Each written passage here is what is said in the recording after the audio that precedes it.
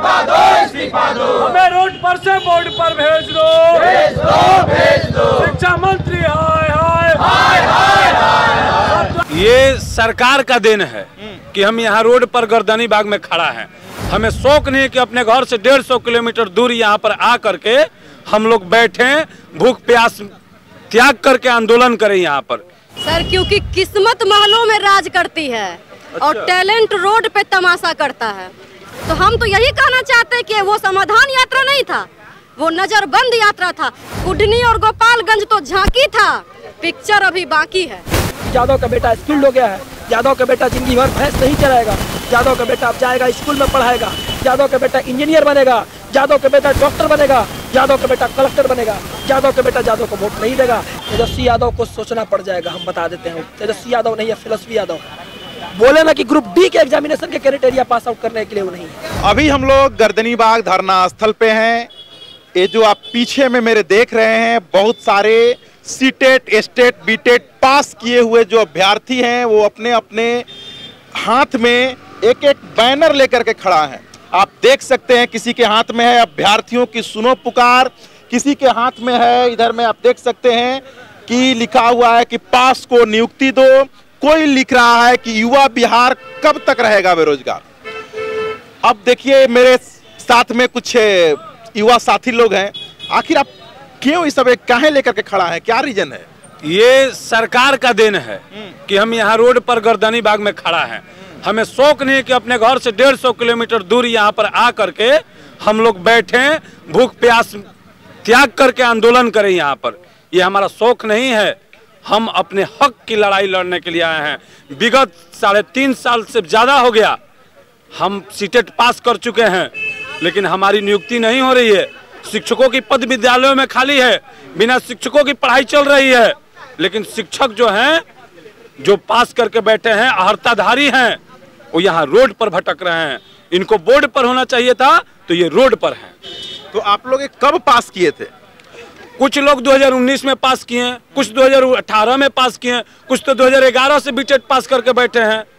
कोई सीमा ही नहीं है कि कब से पास करके बैठे हैं। बहाली ही नहीं आ रही है बिहार में, तो फिर इस एग्जाम काहे ले लिया गया था? वही तो सरकार इतनी मतलब असंवेदनशील हो गई है कि हर साल लाखों अभ्यर्थी 2-2 लाख 2.5 लाख लगा करके बीएड और डीएलएड करते हैं। आप कोर्स बंद करवा दीजिए कुछ वर्षों के लिए कि अभ्यर्थी और नहीं बेरोजगार हो।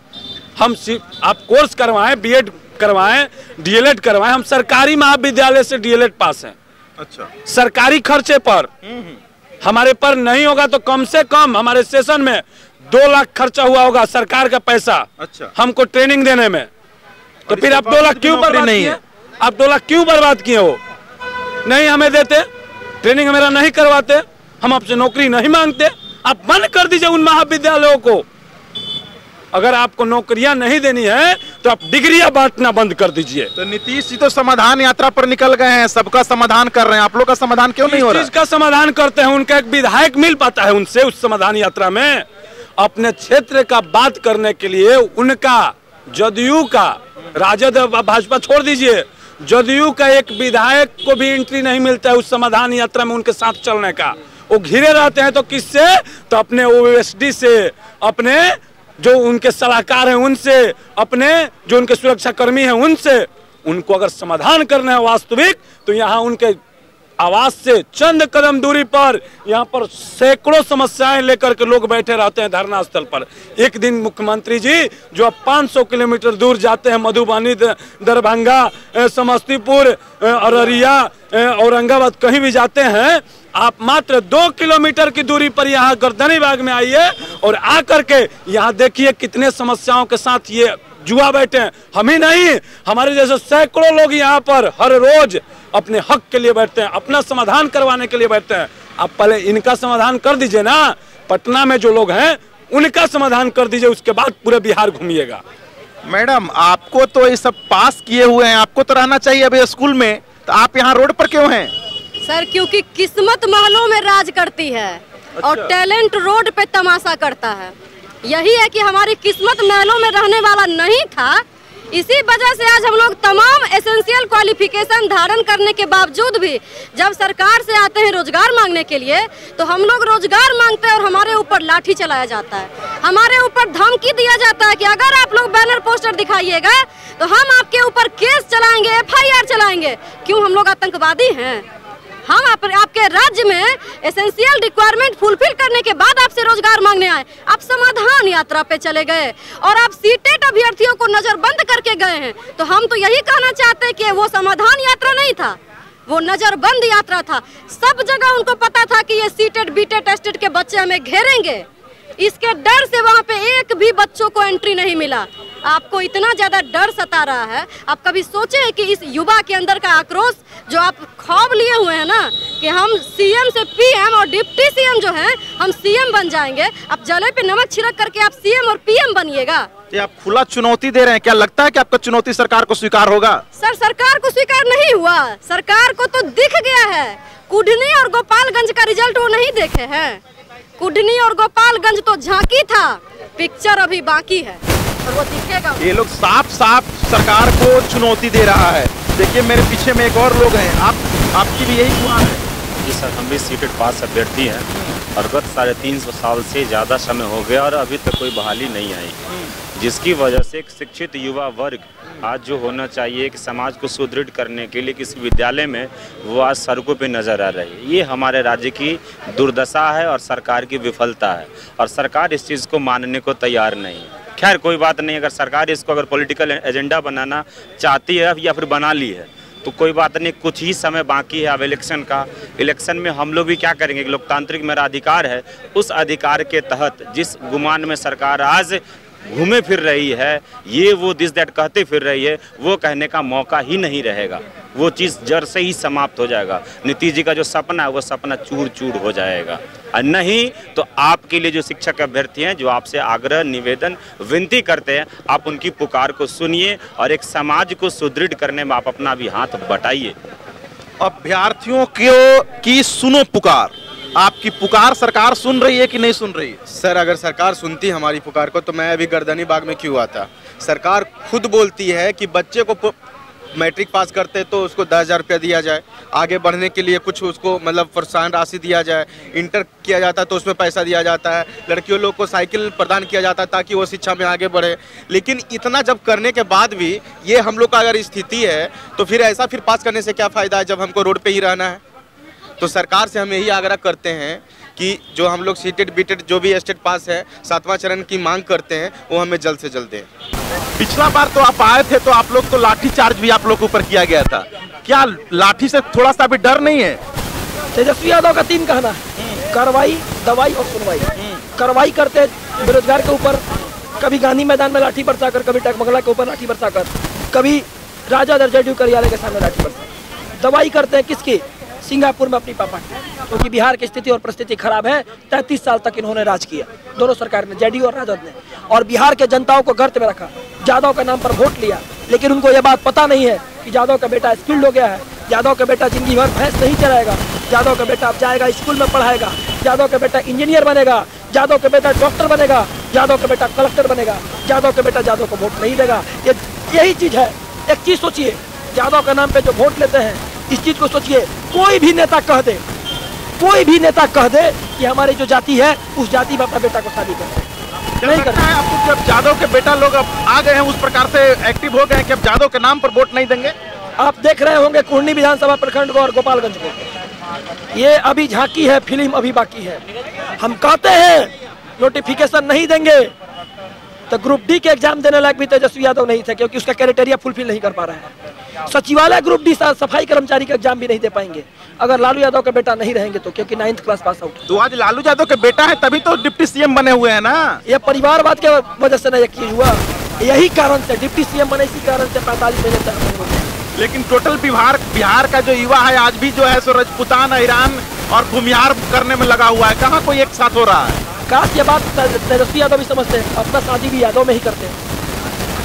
हम युवाओं को जिस तरह से भ्रमित करके रखे हैं, इसी कारण से हम लोग देखते हैं। आप देखिए ना, भवन निर्माण मंत्री है ना जी, जो मंत्री जी भवन निर्माण मंत्री हैं, उनकी भी बेटी का जो शादी हुआ है अपने जाति में शादी हुआ, चौधरी जी का, अशोक चौधरी जी का शादी में हुआ है सैन कुलाल जी से।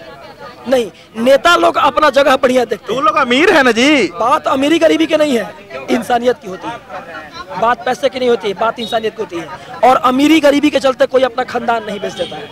वो लोग तो बेच देगा, बेच ही रहा है ना, फिर भी तो राजनीति कर रहा है जाति के नाम पे। तो देखिए ना, अभी तो यही जाति के नाम पर देखिए ना, पूरा छपरा को लाका दिया गया है जाति के नाम पे। लोग असमझदार हैं, लोग वहाँ के पढ़े लिखे जो लोग नहीं हैं उन लोगों को भड़काया जाता है, जो लोग अनस्किल्ड हैं उनको भड़काया जाता है। आज के समय युवा रोजगार के लिए पढ़ लिख रहा है, रोजगार के लिए समझ रहा है। बिहार एसएससी के एग्जामिनेशन पेपर लीक हो जा रहा है, आप देख रहे होंगे बिहार बीपीएससी का लीक हो जा रहा है। जो लोग पढ़ने के लिए बैठा हुआ है वो लोग पढ़ लिख नहीं रहा है। अब क्या कर रहा है कि जो पढ़ लिख रहा है पटना में 5,000 10,000 रुपए दे रहा है, आकर यहाँ रूम रेंट लेकर पढ़ रहा है, उन माताओं पिताओं के साथ, उन बच्चों के साथ धोखा किया जा रहा है। पढ़ा आप बताइए कि आप लोग का तो टोटल आप लोग पास आउट कर गए, जो गवर्नमेंट का प्रक्रिया था उसको भी फुलफिल कर लिए हैं। अगर नहीं होता है तो क्या करेंगे? भैया मास्टर है, मास्टर कहने का मतलब जानते हैं क्या? समाज को डेवलप करने वाले, समाज को डेवलप करने वाले हैं। ठीक है, तेजस्वी यादव को सोचना पड़ जाएगा, हम बता देते हैं। तेजस्वी यादव नहीं है, फिलॉसफी यादव। बोले ना कि ग्रुप डी के एग्जामिनेशन के क्राइटेरिया पास आउट करने के लिए वो नहीं है। तो आए थे तो 10 लाख लोगों के लिए नौकरी लेकर के आए थे भाई। देश की आजादी के 75 साल बाद भी जिस तरह से राज्यसभा के अंदर, लोकसभा के अंदर, विधानसभा के अंदर झूठ बोलने का काम सारे नेता ने किया, वो काम तेजस्वी यादव ने भी फिर से करके दिखा दिया और ये बात बता दिया कि युवाओं के लिए कोई नहीं होता है। तो क्या लगता है कि 2025 में फिर कोई सरकार होने वाली है तेजस्वी यादव का? पॉसिबल नहीं है, क्योंकि बिहार के लोग, युवा ठान लिया है क्या? युवा ठान लिया है और यादव के बेटा भी ठान लिया कि हमको तो कलेक्टर बनना है, डॉक्टर बनना है। वो लोग नहीं सुधरेगा, वो लोग उन्हीं को देगा। आज सुधर चुका है, जिसका रिजल्ट 2 जगह दिख गया होगा, उन्हीं प्रखंड और गोपालगंज। आगे भी दिख जाएगा। और आप देखिएगा ये बात, शिक्षक है, इतना तो अनुभव जरूर है। 36 साल से 40 साल के बीच में मेरा उम्र है, इतना तो मेरा अनुभव है, जरूर है कि अगला चुनाव आप लिख लीजिए, यादव अलग, आरजेडी अलग लड़ेगा और जेडीयू अलग लड़ेगा। अच्छा, आप लोग युवा हैं, ये जो जातीय जनगणना को किस आधार पे देखते हैं? अरे ये तो उनकी हार की एक बहुत बड़ी विडंबना थी कि उस जाति के आधार पे वहाँ खड़ा करेंगे और जाति के आधार पे लड़वाएंगे। लेकिन इतना ही जाति का शौक था तो अपना बेटा का शादी तेजस्वी यादव का यादव में ही क्यों नहीं किए? क्यों नहीं किए? क्यों जाकर शादी किए दूसरे जगह, दूसरे कास्ट में? ये यादव का जो खेल है ना, यादव समझ चुका है। यादव भैंस नहीं चराएगा, यादव कलेक्टर बनेगा, यादव डॉक्टर बनेगा, यादव इंजीनियर बनेगा, यादव स्किल्ड होगा, यादव शिक्षक बनेगा। कोई जातिवाद नहीं होता है। समावेशी शिक्षा के तहत हर एक इंसान को रोड पर से बोर्ड पर जाने की चेष्टा है। उनको अगर करना ही है, 3.5 लाख पद शिक्षक का खाली है, आप कैबिनेट में पास कीजिए और जल्द से जल्द नोटिफिकेशन जारी कीजिए। फिर कैबिनेट आने वाला है, क्या आप लोग को उम्मीद है कि वैलेंटाइन डे के अवसर पर कैबिनेट में आप लोग आ जाएगा? अरे वो तो वैलेंटाइन डे तो मना ही रहे हैं अपने उम्र के अनुसार। हाँ, कुछ दिन पहले और भी प्रोग्राम मनाए थे 2-3 लोग, लेकिन युवाओं को लिए ये कौन सा वीक चल रहा है, लोग वैलेंटाइन डे मना रहे हैं, यहाँ लोग काटी मार रहे हैं पंडाल के लिए।